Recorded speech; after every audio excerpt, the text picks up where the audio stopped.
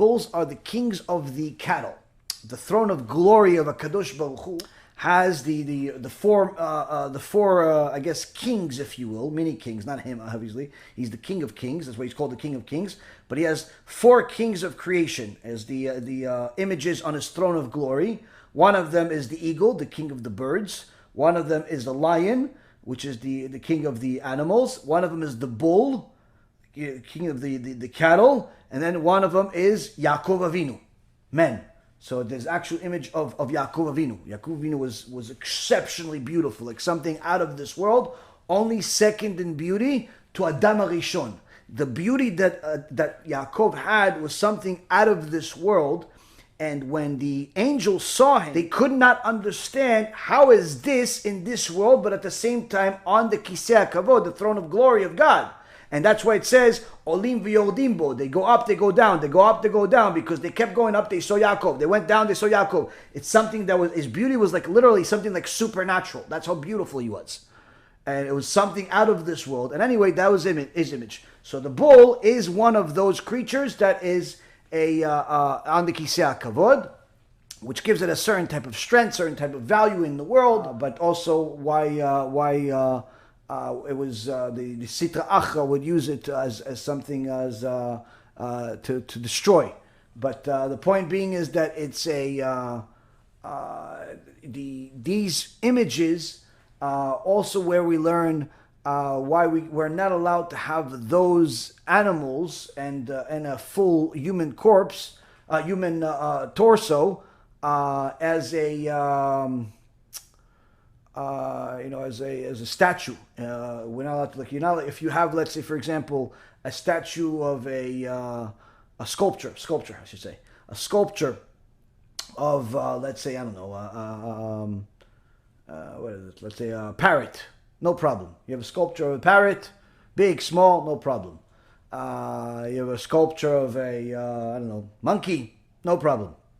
If you have a sculpture of a lion, or a sculpture of an eagle, of a sculpture of a human being, full sculpture, not just the head, full sculpture of a human being, full sculpture of a full body of a bull, then you have a problem. It's not allowed for a Jew.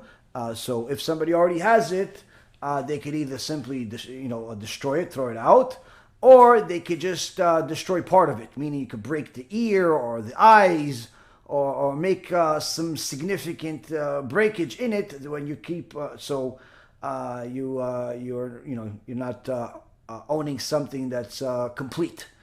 But when I found this out, this is I guess 12 years ago or so, I used to have a collection of bulls and eagles sculptures. Like, not a big collection, but I had a bunch. I had a bunch of them because I was on Wall Street. So the two favorite, two of the favorite animals, there's bulls, there's bears, and then there's eagles. Very common Wall Street business, entrepreneur. That's all you look at any of these magazines or stores that sell these sculptures for, that are very expensive. It's bull, bear, and lion, and eagle. Like literally, it's like 3 out of 4 here. So I had two of them. I had the bull and I had the eagle, but a bunch of them. Immediately when I heard this, I was on the phone. I remember this like it was yesterday. I was living on 15 Broad Street on Wall Street, which is across the street from the New York Stock Exchange, on the 35th floor. And I'm on the phone with Rabbi Ephraim on one of our 7-hour phone calls. Okay, this is years ago. So anyway, I'm on the phone, and Rabbi Ephraim teaches me this, that, you're not allowed to have sculptures of this. I'm like, wait, hold on a second. Rabbi, do you just say I'm not allowed to have sculptures? He goes, yeah. He goes, what do we have sculptures? He has no idea. I'm like, yeah, well, what kind of sculptures I can't have? He says, eagle, and, wait, hold on a second. Eagle? Did you say eagle? He's like, yeah. I'm like, hold on.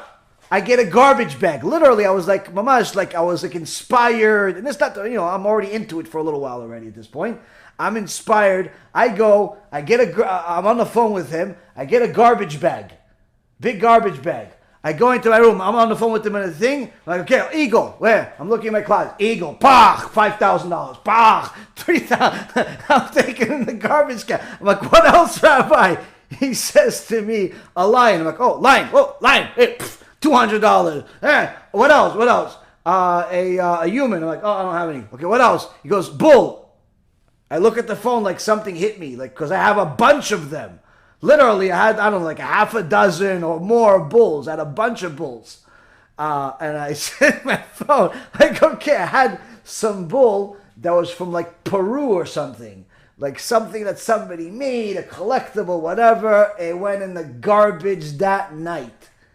That night it went into the garbage, no questions asked. He tells me, no, listen, you don't have to throw them if you don't want. If it's a big loss, maybe you could just break. I'm like, nah, I don't want none of this in my life. Nothing. If it's idol worship, if it's not allowed, I don't want it.